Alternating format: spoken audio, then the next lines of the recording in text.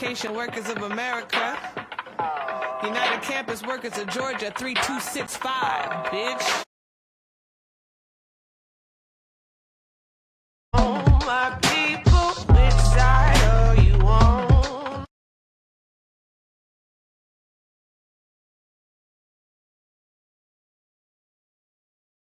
Hey, we're doing this. Episode 2. Deuces. Wow. Welcome to the Roots and Roots podcast, where we talk about power, where it comes from, how it's built, and how everyday people shape history through collective action. We'll be exploring politics, culture, and movements that help shape democracy. We are your co-hosts, Nsé and Eric Robertson, and we're so excited to have you join us for episode 2. So today, Yes. we're going to talk about Zohran Mamdani. I think you probably heard that name. He's so fun. Continue.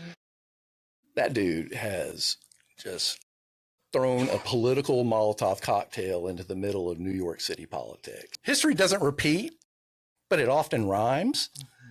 And there are other examples of how what is happening in New York City right now has been done before and has been done in a way that actually really benefited people and lifted people up and helped people navigate huge crises that were happening in America in the beginning of the 20th century.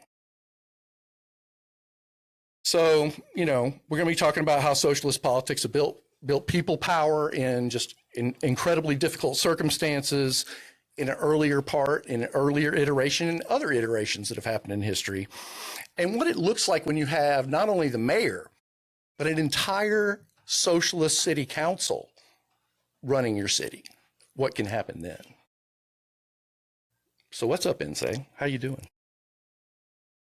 I mean, I'm okay. I'm just really trying to figure out how this administration can continue to fuck things up. Like how they can continue to shake the table, destroy institutions, and piss me off. And how y'all made Don Lemon a civil rights hero in our moment. Like y'all did that, and I won't forget it. She's a little upset, guys. It's just... Former CNN anchor Don Lemon was indicted on Friday on federal civil rights charges related to his live stream coverage of a protest inside a church in Minnesota earlier this month, amid President Trump's crackdown on illegal immigration. Thank you for the internet, but this is a crime spree that ICE is essentially the Klan and the Midnight Marauders, and they're harassing people. I will continue to remind people that immigration is a civil enforcement action. It's not criminal. It's not criminal. So all of this is to basically create the conditions so that Trump can have a private police force that is accountable to him. Full stop. Immigration is a civil matter. It is not a criminal matter. It does not require a SWAT team. It does not, never has required a SWAT team. Does not require murdering people. Right. So protesters pulled up at City's Church in St. Paul, Minnesota on January 18th to demonstrate against one of the pastors who reportedly serves as an immigration and customs enforcement officer. So pastor worked for ICE. And pastor works for ICE. Right. Well, we've long known that that's just a title that some people have. Like I have quite a few examples of pastors. The word pastor does a lot. It's doing a lot of lifting in this sentence, right? Right? Yeah, okay. So he was arrested late Thursday by federal authorities in LA, in Los Angeles. So Don Lemon, minding his business in his silk jammies in LA, having engaged in constitutionally protected activity, his job, the freedom of the press. The reason that It's the First Amendment because it's important. It's the first one. It's the first one. It's the number one. It's the first one they decided. They said, we're going to make this document. We really need this document is going to govern how we conduct ourselves, how we govern ourselves. Oh, we forgot something really, really important. Super important. Let's amend it. The freedom of the press, the freedom of speech. And no state religion. No state religion, and the freedom of assembly. We can protest. We can petition our government. We can ask questions, and people can conduct journalism. And like all of these things are constitutionally protected activities. And so again, Orange Fulius and his team deciding to criminalize the work being done by Don Lemon, Georgia Fort, and local activist Traherne Jean Cruz and Jamel Liddell Lundy. Thank you all for the work that you are doing. Absolutely. Yeah. You know, and the crazy, I saw some of the after interview with Lemon in the church, and he's interviewing the church, the congregation members. Correct. He's talking, like you said, he's talking to the pastor, who's an ICE official, but he's also talking to other people about how they felt about the protest, and people were angry, and he was giving those people the opportunity to say why they thought it was wrong for that church to have people come in. And people were also saying, of course, after the fact, that they wish they'd come and ask to talk, you know. And of course, they probably didn't say that prior to having a group come into their church and do what they did, because that's how things work. But I think it was clear that he was not part of the protest, is my point. He was in there documenting and letting people say their feelings about the protest on both sides. But even if he was, that was also constitutionally protected activity. And also, again, one, screw the administration for making this man a hero, but also, well, subjecting his family to like a scary moment and violence. It's designed to have a chilling effect. Like, it's designed to make other people afraid to do their jobs. It's designed to make journalists cower in the face of power. And so keep doing what you're doing. Asking those questions feels really, really important in this moment. Engaging in the protected activity, exercising your rights in this moment feels really, really important. There will be I strongly encourage you to not comply with unconstitutional and illegal orders in advance, right? That the fascists don't do their work for them. Like, don't retreat and withdraw and, again, become complicit in their weird fever dream about how America should work, when there is years of legal precedent and judicial precedent that tells us what what is and is not constitutionally protected activity. So all I'm saying is, one, you journalists and people who are saying that you're coming to Don Lemon's defense, but you're doing the throat clearing of saying you don't appreciate how he did it. It's unnecessary that you're hedging your bets, that's not a full-throated defense. That's not a full-throated... That's surrendering in advance. Yeah. It's capitulating. It's like, it's conceding territory. It's giving up the fact that, first of all, his right to report on that it had no bearing on your opinion on the protest. It's the fact is he's protected doing what he's doing. Right. We can talk about whatever you want, but that's trying to tie him again back to this, instead of standing on the fact that it's journalism and it's First Amendment. It's just... Well, and a lot of that for me is tied to the idea that we don't see often Black people as professionals, right? That like Don Lemon must have been there as a queer person, like as a gay man, as a gay Black man, that he must have been there like chanting down the system and chanting down Babylon, as opposed to being a neutral observer or just an observer that's there to conduct a job. That if he were in sort of a war-torn location and had on his press flak jacket and had his microphone, like, would you also not consider him just to be there doing acts of journalism, or is he also picking a side, or, you know, that the war, like picking a side in this particular war? It doesn't make sense. Don Lemon is a professional. He was doing an act of journalism. It is constitutionally protected. This administration is wilding. What they did is criminal, snatching that man out of his bed, and the throat clearing about I don't like how it was done is unnecessary. 100%. That's all I wanted to say. 100%. Speaking of the identities that we hold and that we carry, and how much or how little they are tied to the jobs that we do and the role that we play in society, let's go to New York. Whew. Man, they have had a roller coaster of an election in New York, and they have elected Zohran Mamdani. He's so fine. The first socialist, the first Muslim mayor of New York City. And that is just, wow. 34 years old. Born in 1991. Must be nice. Elected mayor of New York, 34 years old.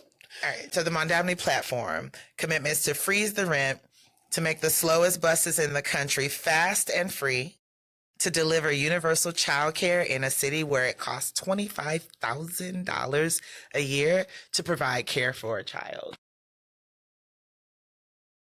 Those things matter. They're so important. Imagine campaigning on things that matter to people, and they respond positively to that. Imagine campaigning it and then doing it. Wow. But the fact that he even said he was going to do this stuff, incredibly so, to where people felt like he was actually saying something that he was realistically going to try to accomplish, I think was incredibly compelling to voters, and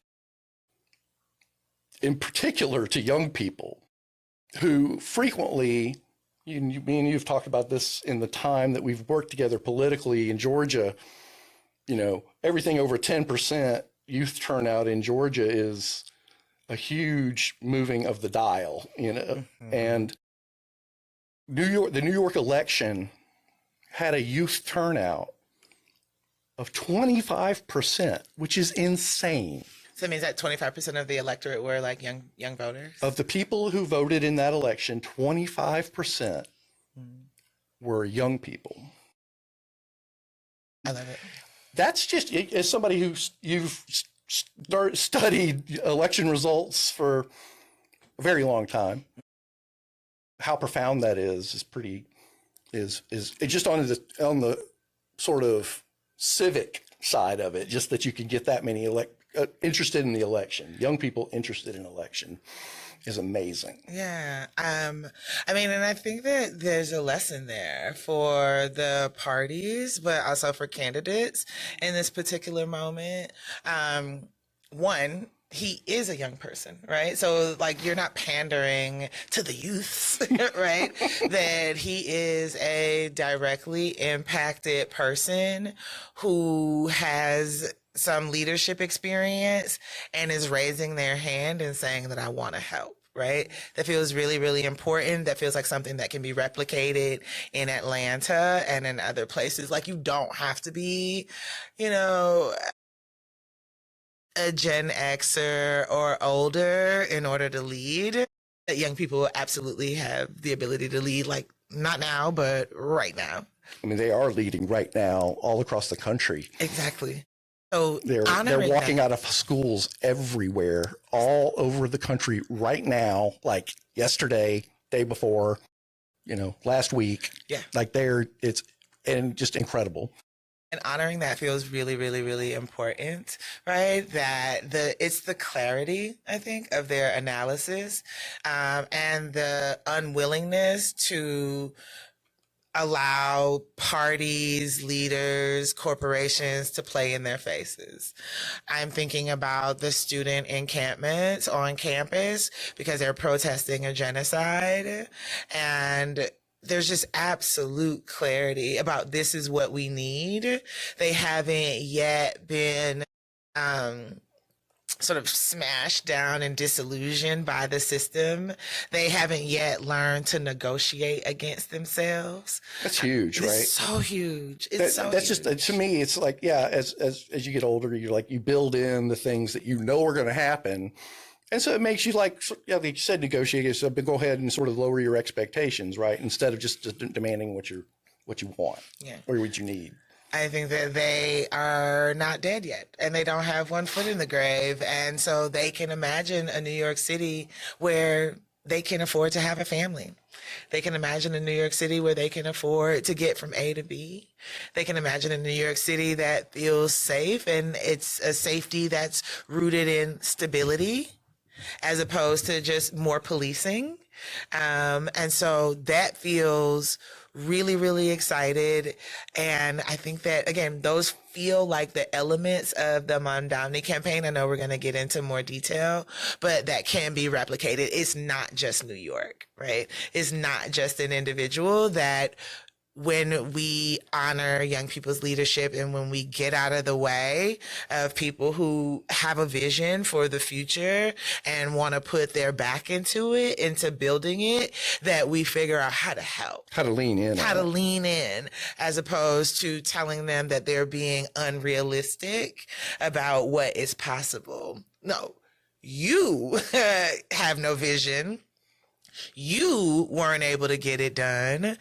You should get out of the way. You should pass the torch, not you, right? You are a great elder. Yelder. Okay. First of all, that is an honor. It is. It's a Western thing for people to like not acknowledge I'm just the role. not in a hurry to be an elder. That's all. I mean, you don't have to be in a hurry, friend. Okay. You're already there.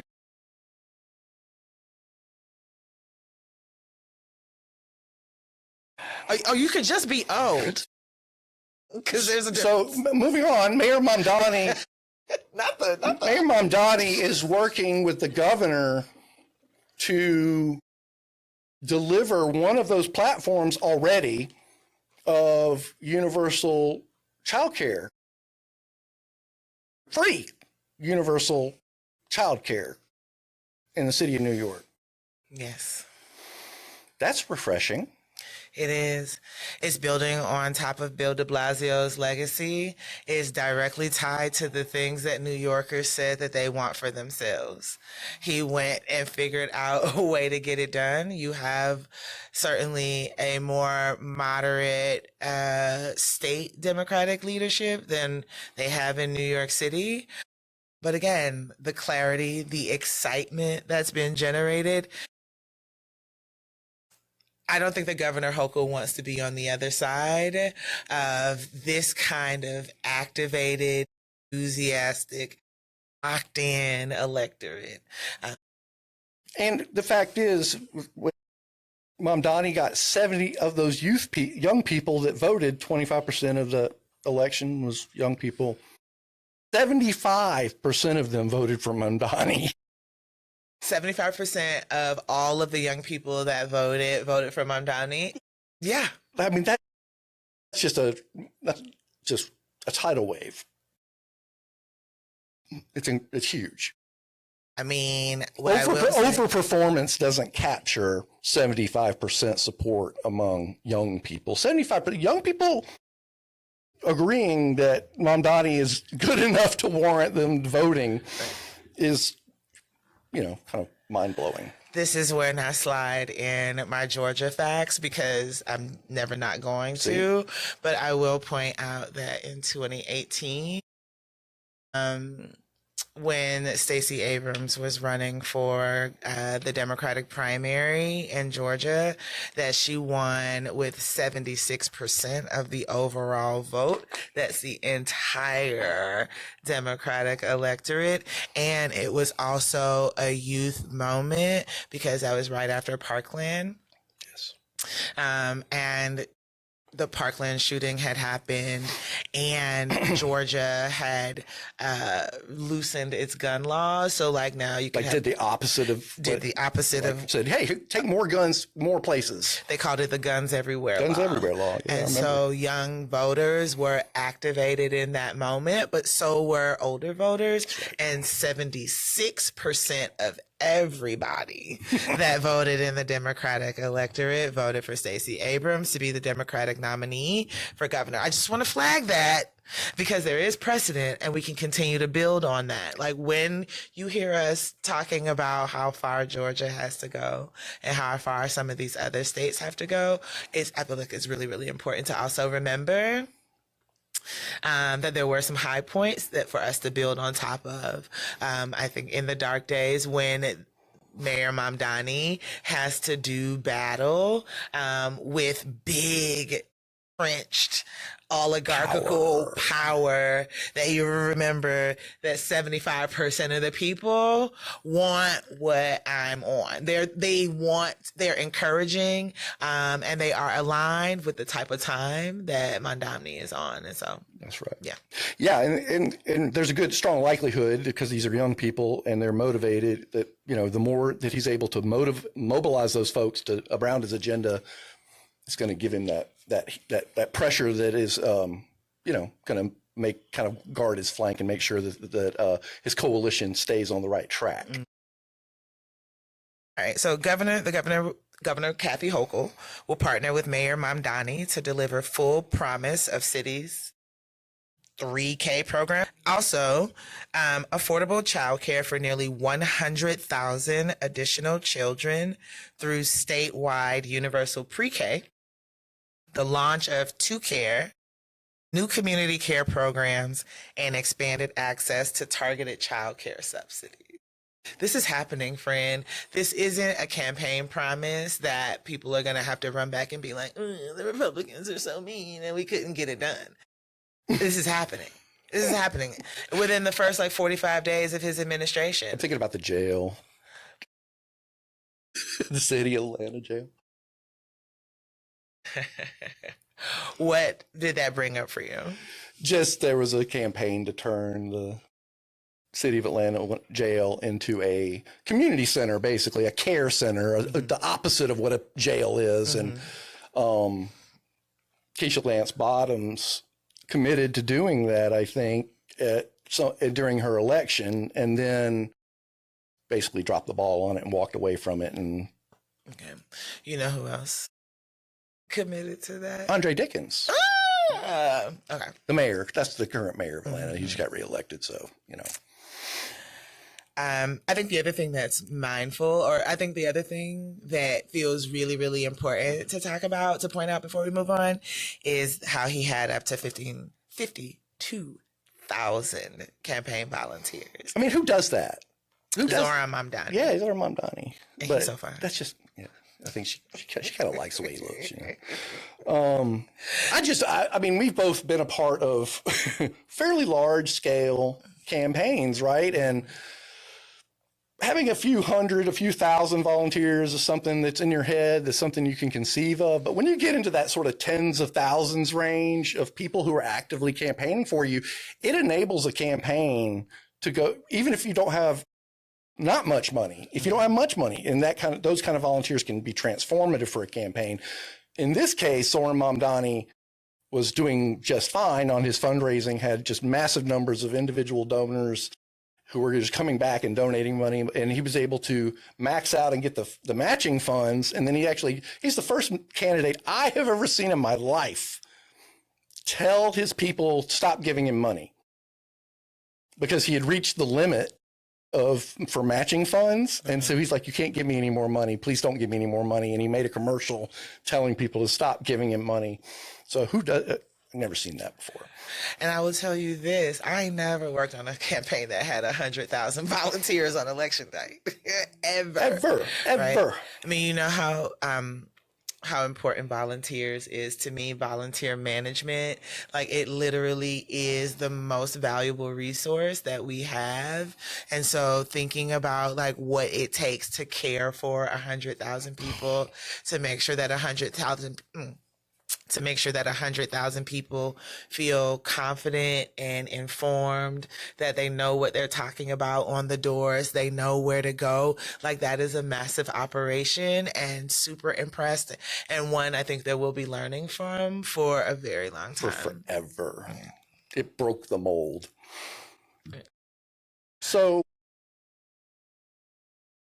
one of the other things I heard, there's also on the other side, there's a lot of people kind of freaking out, right? The bad people are freaking out about Mayor Mamdani, right? There's just this massive machine of negative,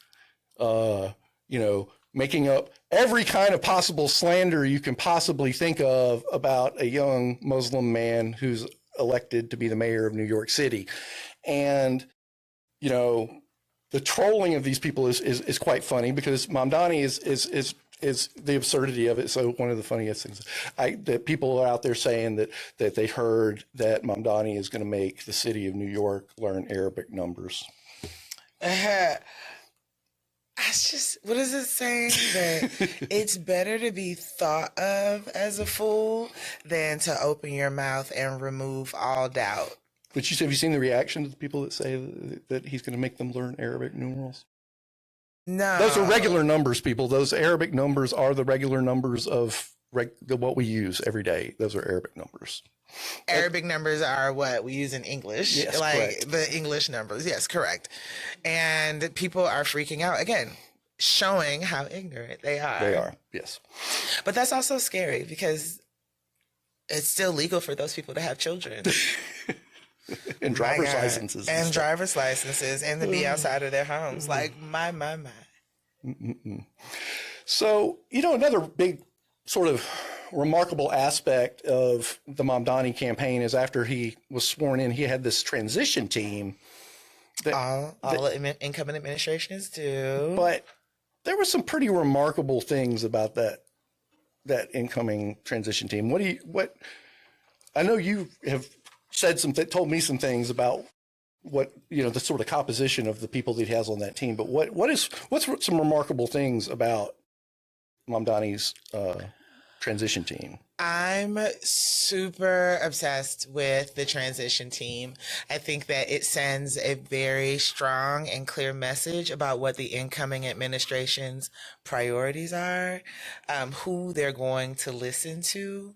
And so the idea that Lena Khan was the co-chair of the transition team, along with Grace Bonilla, feels really, it's a shot across the bow. For those who don't know, Lena Khan is the former chair of the U.S. Federal Trade Commission, known for robust antitrust enforcement. Absolute Maybe Wall Street hates her.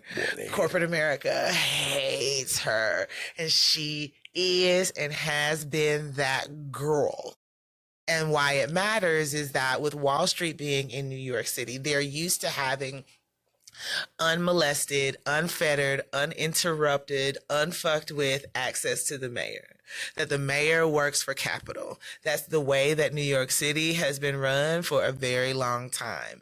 And so bringing Lena Khan in as your transition co-chair is putting a huge hedge of protection around the Mamdani agenda, the people's agenda, right? That, like, usually they're like, okay, well, how much is it to pay to play? There are some things that I want, right? There's some buildings, some code violations that I want to get off, right? Like, what's the ticket? You can't have that conversation with Lena Khan. You can't have that conversation with Grace Bonilla. And I know that a lot of the press was focused on the fact that his transition leadership team was all female, or all women. And I think that that's remarkable and amazing, but I think it's only remarkable and amazing because we never question all male transition teams, that there are tons of mayors and tons of governors and tons of presidents who have had a transition team with just dudes. And that, all the time. Like, it's like the norm, right? Right. It's like, right.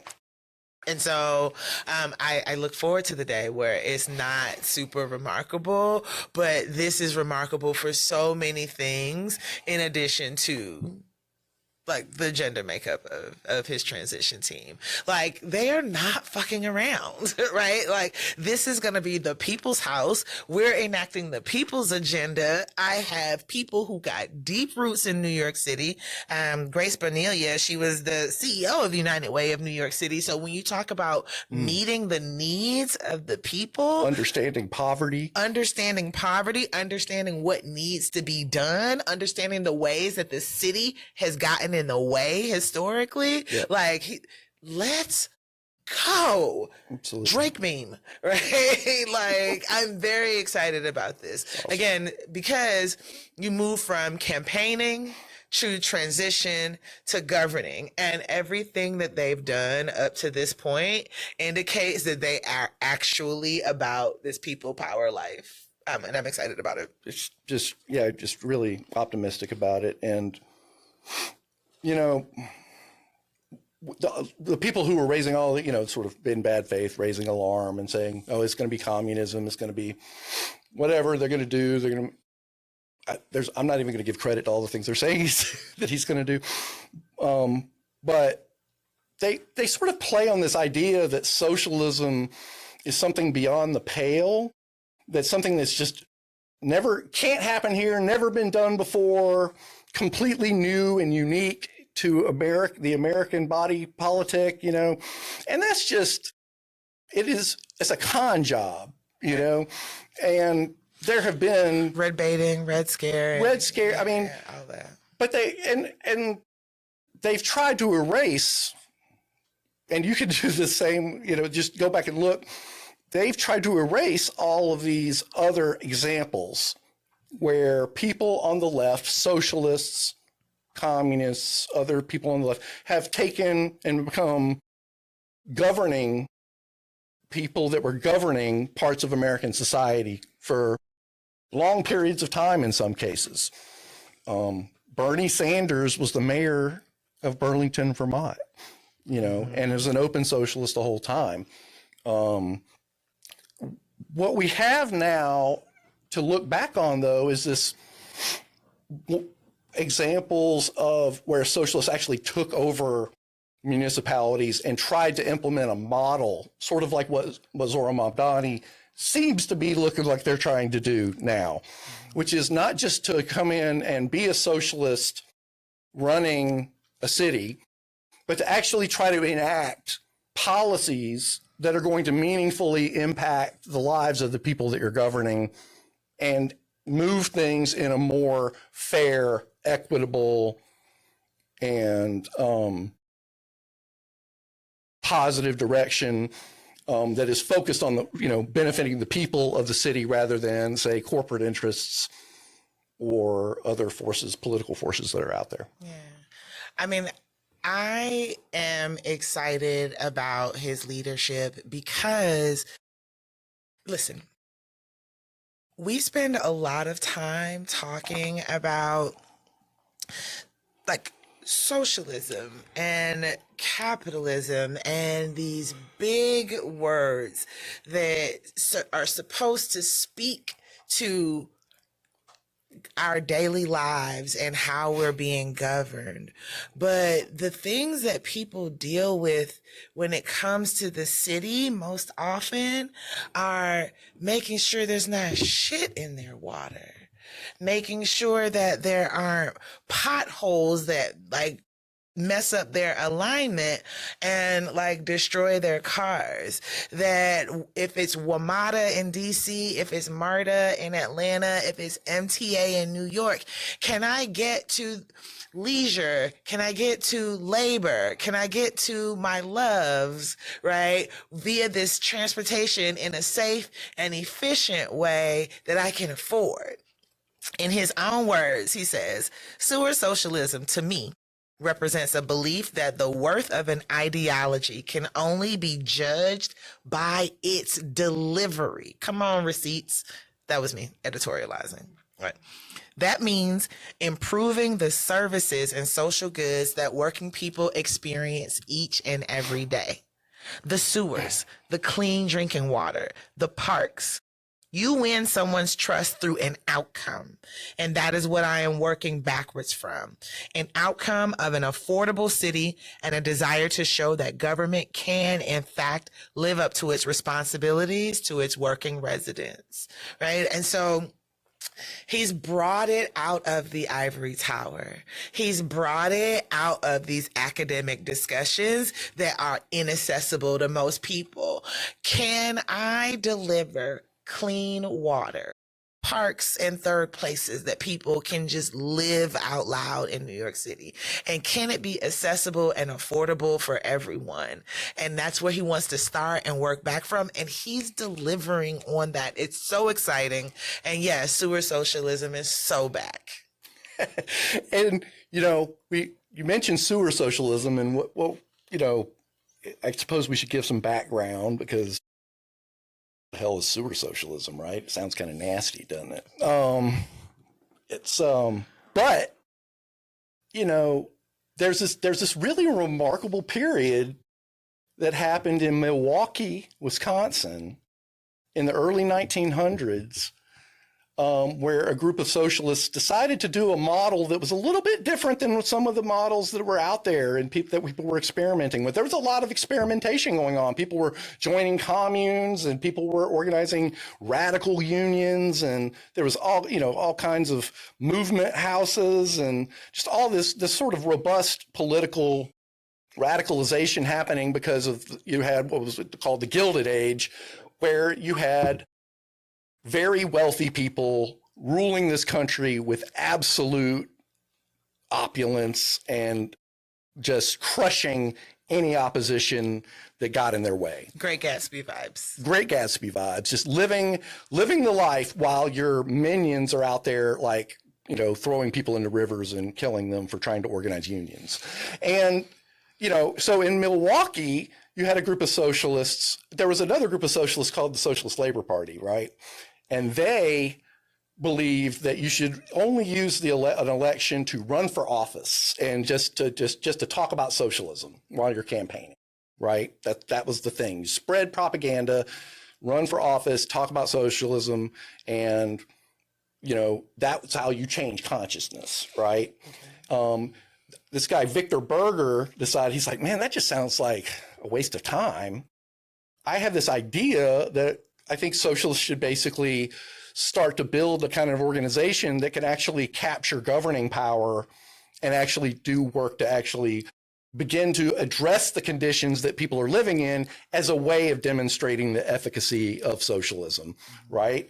And so he formed this party called the Social Democratic Party in Wisconsin. And they started running people for office, and they started running people for city council. And in 1910, they elected the mayor of Milwaukee. That's dope. And also, you had Victor Berger, who got elected to Congress, right?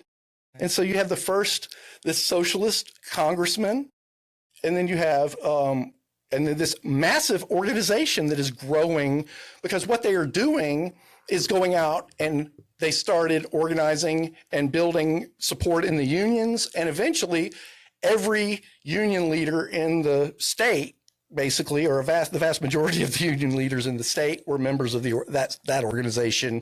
And so they start organizing workers to become more active in politics, right? So working people get more active in politics, and the Social Democratic Party starts running candidates up and down the ballot, and they end up taking enough power in Milwaukee to actually begin governing, to actually begin determining what they wanted to do politically. There were periods where they didn't have a majority. They just negotiated with these other independent city council people, and they figured out what they could do under that, with those limitations. But then they actually got a majority, and they did all the things that we're talking about right now. They created they got people clean drinking water. They cleaned up the streets. They got the rats off the streets. They started building community centers all over all over the city in order for people to have places to go and do social things. And then they started having all kinds of social things at these community centers that people could engage in, dances and tournaments and sports tournaments and all these. But it was all from the standpoint of making politics work for the people who lived in that city, in Milwaukee and in Wisconsin to a different degree, but they were just laser focused on creating building the first cooperative public housing in the country. That's huge. That's huge. Yeah. During the Depression, when all these other cities were just running away from their people and saying, we can't help, we have no money, they found ways to get money. They found ways to tax corporations in order to get money, in order to continue to try to mitigate the disaster of the Great Depression. And so all these things were this model that you read through it and the things that they were able to do, and you're just like, that is so close to what Zohran Mamdani is talking about right now. When we were researching for the pod, yes, we do research. Shout out to producer Mel.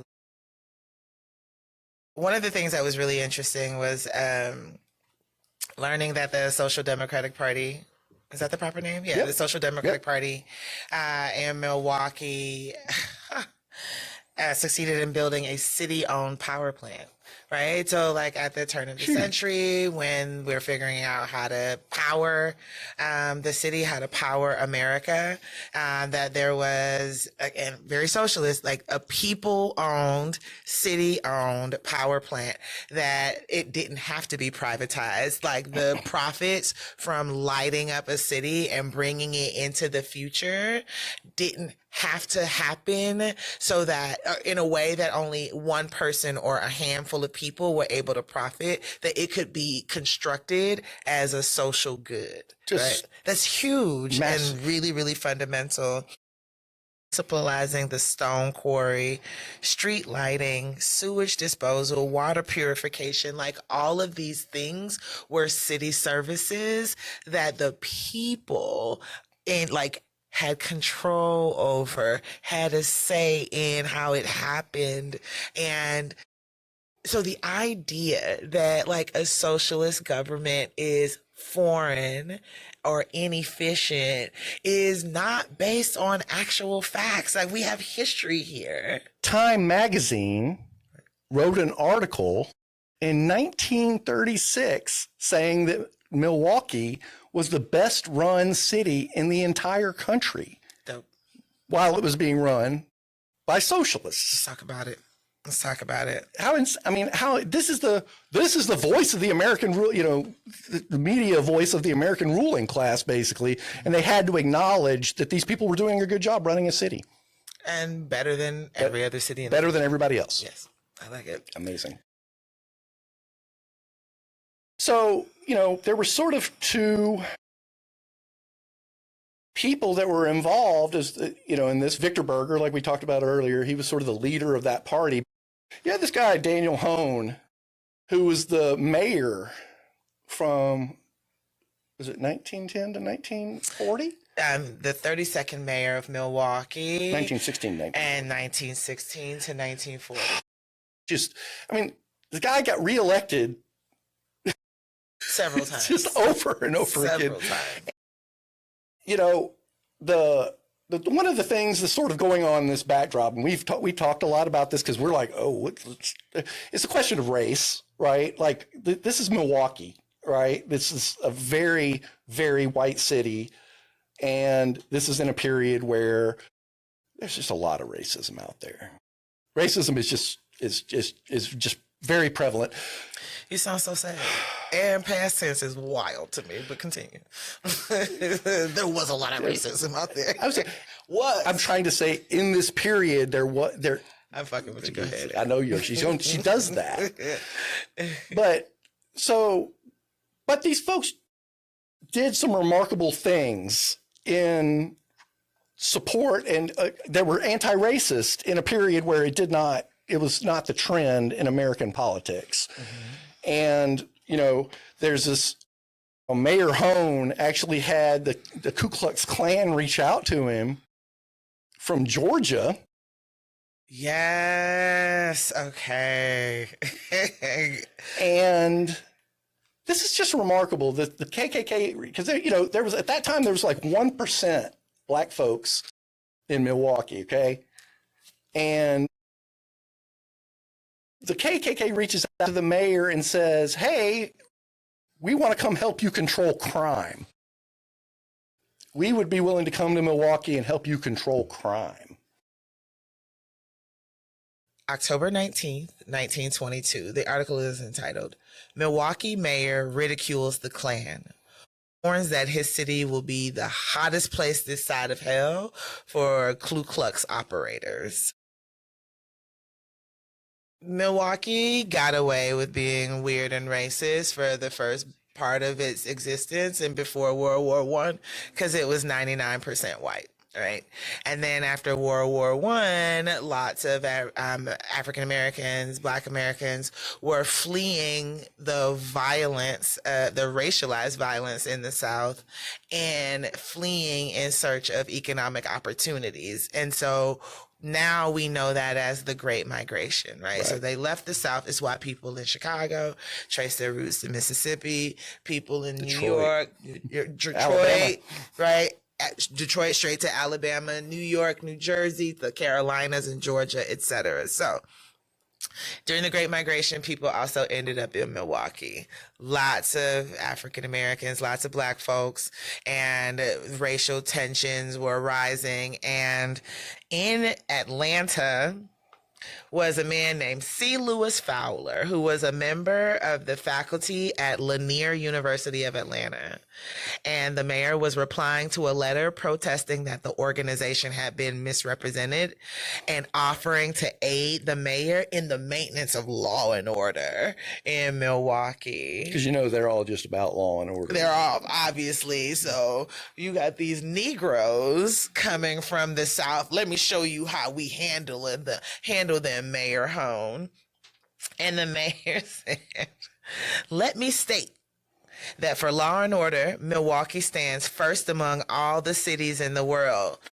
So mind your business. We know what we're doing. Ain't shit wrong here. Ain't shit wrong here. 2, consequently, for you to come here from the state where lynching is the most popular outdoor sport to tell our people that they need this organization with its hoods and its 90s. Why did he call them 90s? He called them 90s to ensure law and order is in itself ridiculous.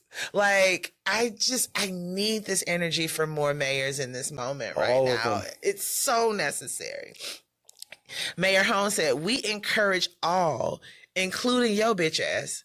Okay, no, I added that. To bring to our officials in the ordinary way any evidence of law breaking. We are ready to deal with crime.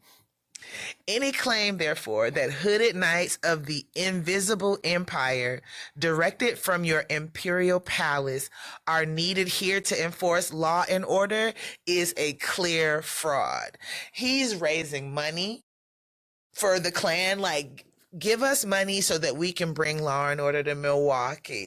Right? Give us money. And it is fraudulent. You are grifting from these people. Y'all are being had because Milwaukee is being led with a socialist government that is responsive to its people, regardless of race. Fuck out of here. And that was in the New York Times. It's so delicious. So I keep putting it on blast. Right. It's so delicious. I love it so much. And it's the kind of leadership from the front that this moment also requires. And it's totally possible, too. It's not like you just got to stand up against the modern day equivalent of slave catchers. Yeah. Yeah. Like, you got to stand up to the modern day equivalent of lynch mobs. But what if you softer than wet tissue and people still elected you? How do they do that? Because people have lower expectations. I think people have been allowed themselves to we want to raise people's expectations, right? We want to say this is both possible and desirable for an elected official to do. You know, Agreed. this and yes, you will make enemies, but you'll also make huge social allies. Like the people will, and these people are about to find out if they come for Mamdani. They're going to find out who's got his back, because the people got his flank. They're already there. They're waiting. It's like don't even, you know. And so it's going to be just extremely interesting to see to what extent the Mayor Mamdani is able to move that agenda.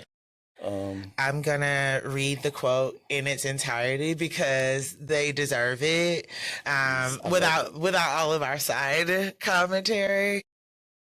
I'm reminding folks that this is from 1922. Milwaukee will become the hottest place this side of hell for the Ku Klux Klan if any of the Klan pounce upon one of our citizens, whether he be black or white, red or yellow, Jew or Gentile, Catholic or Protestant. So Mayor Hoan wrote this letter that he sent to Mr. Lanier, the person from Lanier. You should call a Klansman Mr. Okay, you know what? You're right. C. Lewis Fowler from the faculty of Lanier University was a Klansman, an Atlantan, someone that we're not proud of. But again, Mayor Hoan, the clarity of the Socialist Democratic leaders at that time, the idea that they were governing, that they were building something, and that he was willing to defend all of Milwaukee's citizens and residents. It's just, oftentimes, my greatest disappointment isn't with conservative Republicans and how they tend to govern.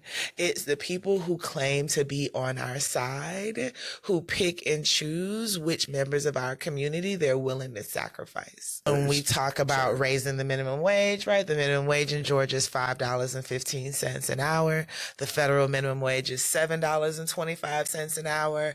And when we want to bring that up, it's like, that's not the time right now. There are business leaders. We got, we are the party for small business leaders. And so again, the idea that there are parts of our coalition that leaders are comfortable sacrificing has never sat well with me.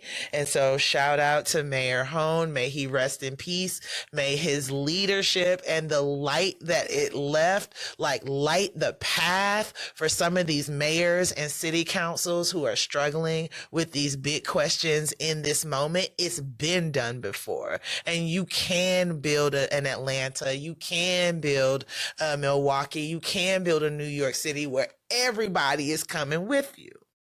It is absolutely possible, and we're going to see how far we get in New York City. It's going to be interesting. Well, they already got receipts, so they're already pretty tuned. Good way. They're already down the road, Stay tuned. So. They're doing it. Yep. So we're new here. A little bit, but we want to grow our community of people who are thinking about what comes next and people power. I think that culture is upstream of politics, and that changing culture comes before we're able to change politics. They say that culture eats strategy for lunch every day. And so one of the things that we're really excited to share with you all is, as we're talking about these lessons, but we also want to share our revolutionary song of the week.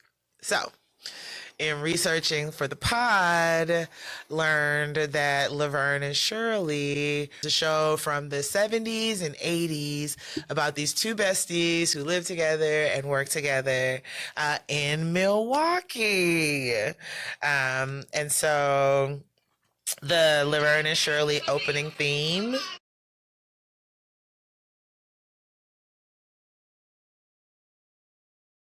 The chance we'll take it. Any rule will break it. I make our dreams come true. Doing it our way. All right, let me relax. Nothing's gonna turn us back on. Okay, we got to delete all of that. No. Shout out to Penny Marshall and Cindy Williams.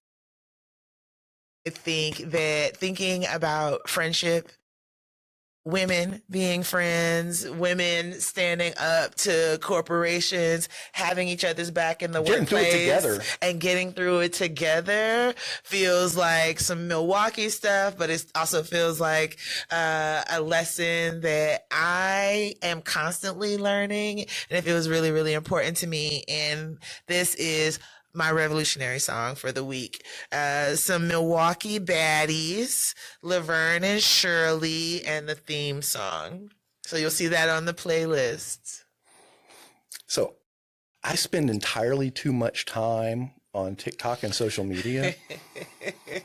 And one of the things that I just enjoyed the heck out of was Zohran Mamdani's ability to weaponize social media and different aspects of social media, and just really good.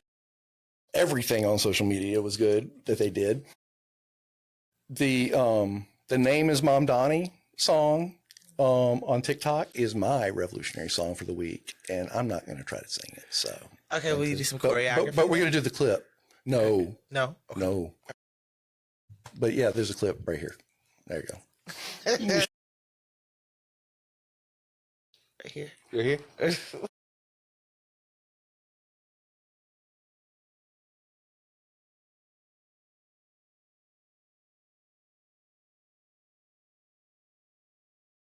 You are, for you to not be the Gen Z person in our midst, you are OD, like, on TikTok. Right. But you're also famous. Yeah.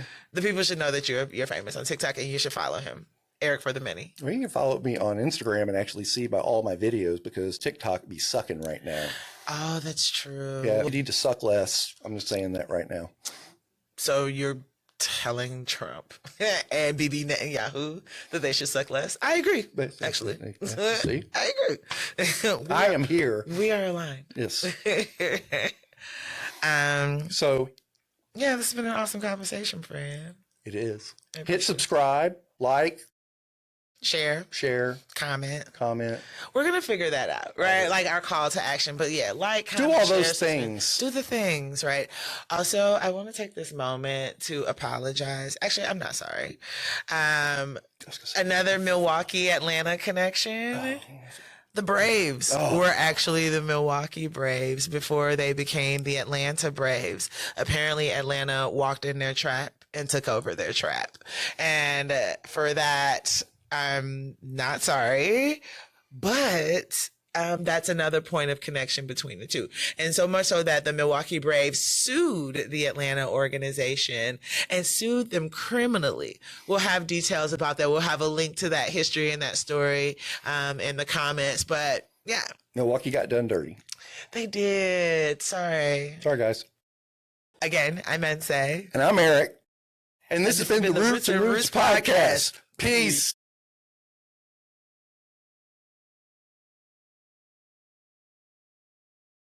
The workers of America. United Campus Workers of Georgia 3265.